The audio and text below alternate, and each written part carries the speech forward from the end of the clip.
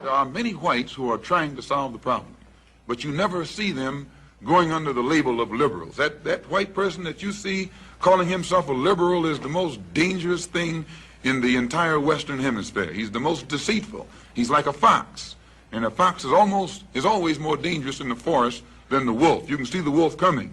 You know what he's up to, but the fox will fool you. He comes at you with his mouth shaped in such a way that even though you see his teeth, you think he's smiling, and you take him for a friend. There are many whites who act friendly toward Negroes. A fox acts friendly toward the lamb.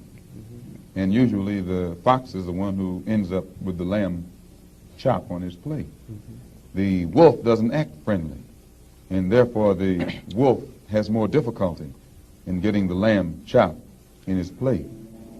I'd like to point out, though, that... I say that because it is usually if you study the structure of the Negro community, economically, politically, civically, psychologically, and otherwise, it's controlled by the white liberal, who usually poses as the friend of the Negro.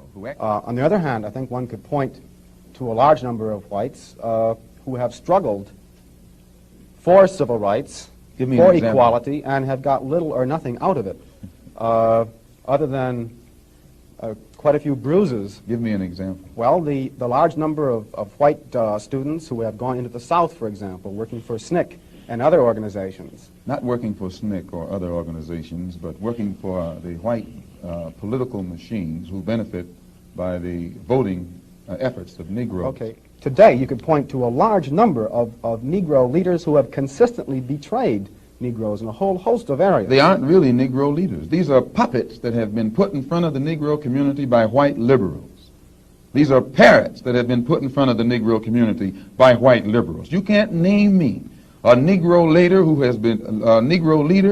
has been betrayed Negroes, who has not been endorsed, sanctioned, subsidized, and supported by the white liberals.